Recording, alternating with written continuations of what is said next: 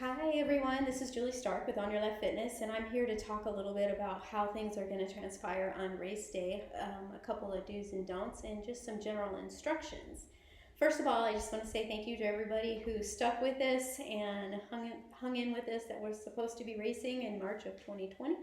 Um, Obviously, weather is a lot more amenable when we're in March, but we are all tough and we've hung through for the last year, and we are really excited to be racing in July, just so we can move forward. We are still, even with racing in July, we are at record number. We would have been a record number even more significantly had we been able to race in March. But anyway, we just want to say thank you for sticking with us, and we look forward to moving on.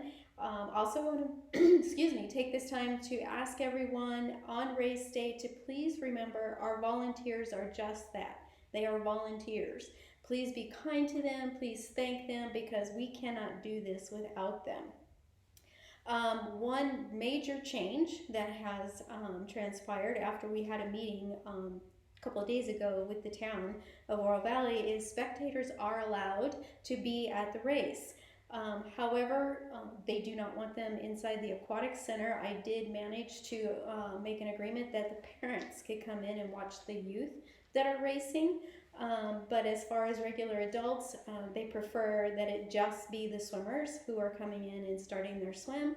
But anywhere else on the course, in the park, on the sidewalks, watching cyclists go by, or anywhere out in the run, you are welcome to have spectators. If you are vaccinated, you do not need to wear a mask. If you are unvaccinated, we ask that you please wear a mask. This goes for spectators and for participants as well. This is an honor system. We no longer require the questionnaire. We're not going to ask for it. So we're just going to rely on you being the honest folks that you are. So I'm going to put on my old lady readers here so I can talk to you about the actual race. First of all, as I stated in the email that just went out the other day, there is no race day packet pickup. This is unusual for us, but due to starting so super early, and at the time with everything with COVID, we were asked by the town to please minimize how much human contact we were having in a very close-knit, tight area. So therefore, packet pickup Thursday at Tucson Endurance Performance Center at Grant and Swan. That's on July 29th. And then we will be at the Aquatic Center for the Oro Valley Tri on Friday the 30th. You can come and pick up your bib anytime between 3 p.m. until 8 p.m. No one can pick up your packet for you. This is a USAT sanctioned event. That means you are required to show your ID and be present to pick up your packet. So with that, also, if you registered anytime from March, I want to say April of 2020 to the present, you are going to need to sign a waiver that says that you have agreed to move yourself to the July 31st date.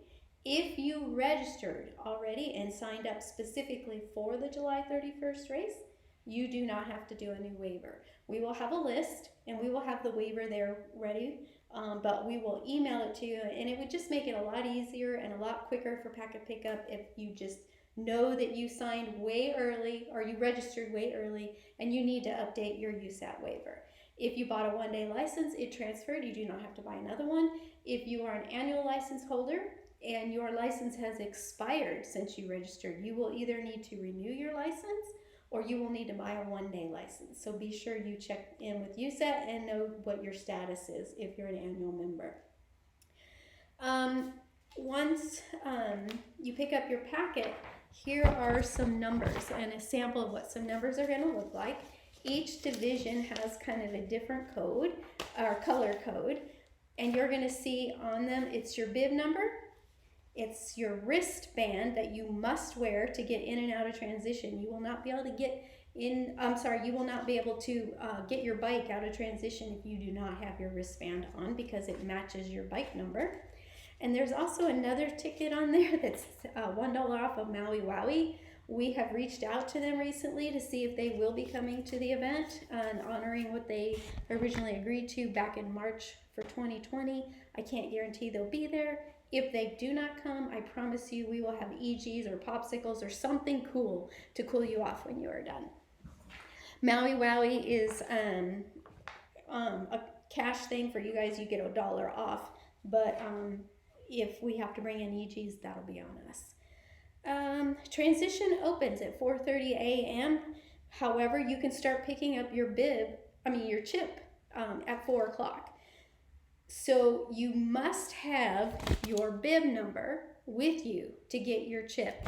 This is to protect you and make sure you get the right timing chip. A couple of years ago, we had some people get handed the wrong timing chip, and this just saves us all a big hassle and a headache. So please come to the chip table with bib in hand to get your timing chip. Transition. You cannot get into transition unless you show them your timing chip. So you're going to pick up your packet, you're going to put on your wristband, you're going to take your bib number to the timing chip table, which will be located right next to transition in the parking lot. You will grab that timing chip, and then you will go over to transition and try to enter. Only participants are allowed in transition, and Tucson Tri-Girls will be managing that and checking for your timing chip. Body marking. We ask that each participant do their own body marking. Again, this is to minimize how much one-on-one contact there is between volunteers, staff, and the participants for COVID precautions. You will want to put your bib number on each arm. The bib number on your arm is critical because that is how your swim start goes. We will have 2 people there starting manually entering your bib number. We need it on your arm. The other option is we've had some people swim with their bib. That's up to you, not required. Then on the back of your calf, you just want to put your age. Now remember, it is your age on December 31st. So if you're like me, my birthday's in October, but I'm already the age I'm going to be in October. If you are on the relay, you do not have to put your age, you just put an R. Use a permanent marker, that's the best way to do it, something that won't rub off. Make sure you've got the sunblock on before you put on your number because otherwise it'll smear. So we've done that. Now I'm going to show you an example of how your helmet number and your bike number are going to be affixed. This is very important. You need to wear that helmet number on the front of your helmet, and you need to have the bike number. Here, I'm sorry, I ducked away, is your helmet number. It goes right on the front. And then here is a sample of your bike number. It goes right around your seat post. Now, it'll come in one long sheet. It'll have the helmet number in the middle and then the bike number on the side. You're also going to have, like I said, this bib. And what we highly recommend, if you have it, if you don't have one, is you go get one of these. This is a number belt, okay? This bib number does not have to be worn other than on the run. You can turn it to the side or in the back the whole time you're running, but it 100% absolutely has to be switched around to the front before you cross that finish line. That is a USAT rule. Some people prefer to put their number on as they're riding the bike just so they don't forget. That's totally up to you. And if you want more information on how to do all that, we will have the free transition clinic in the park. That was in the email at 6:30 on I believe it's the 17th. Don't hold that to me. So once you leave transition, which is going to close at 5:45 a.m. So you basically have from 4:30 till 5:45 to get transition set up. That's more than enough time. But once you exit transition, you're going to exit out going towards the aquatic center, probably going out where the swim in is. And you're going to go across the park all the way to the west side, probably where you parked. Parking is at the west side of the Oro Valley Aquatic Center. It's also going to be in the CDO parking lot, the Canyon de Oro High School. You can also park in the back off of Eggleston, but just note that if you park back there, you're going to be dealing with runners traffic. during the race, then it might be a little more difficult to get in and out of there. Same goes for VIP parking. If you got a VIP ticket, you're going to be parking in and next to transition, and you will not be able to leave until the last person is off the bike course. The benefit is you are right there. The downside is you have to stay. So anyway, you're going to exit transition. You're going to go to the west side, and you're going to line up in bib number order and be on the sidewalk, and we're going to enter from the south end of the aquatic center. The exception to that is youth and adult beginner. Your numbers start in the 300s. However, you are still going first. Let me say that again. Your numbers are in the 300. Youth and beginner, adult beginners, you're the same distance. You are going first. We will start with the youth swimmer first. Then when they are all done, we will immediately begin with the beginners.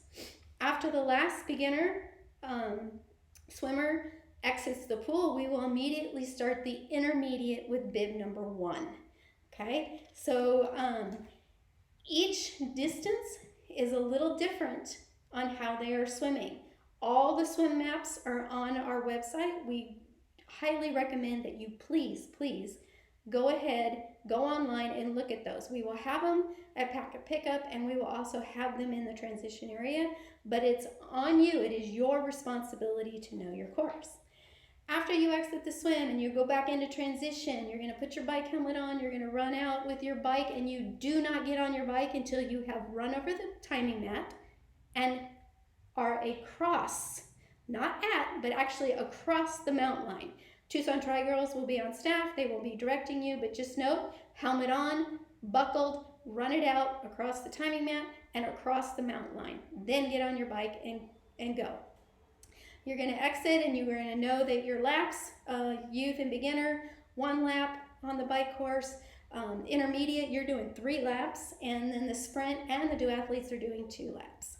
Okay, you're all done. You're coming back in, leaving your helmet strapped. You are going to get off your bike at the dismount line, and you are going to run your bike across the timing mat into transition.